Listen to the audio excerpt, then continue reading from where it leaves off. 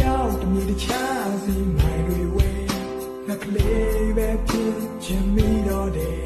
တောင်ကျိုးမစိမိုးလေးခံနေလဲနေရှိမဲ့ရန်ငါလိုက်ခဲ့နေ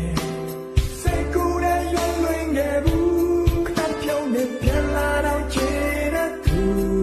ဒီပင်မဲ့ကြီးတဲ့လက်ပြလို့ကူလမ်းခဲ့မဲ့ခု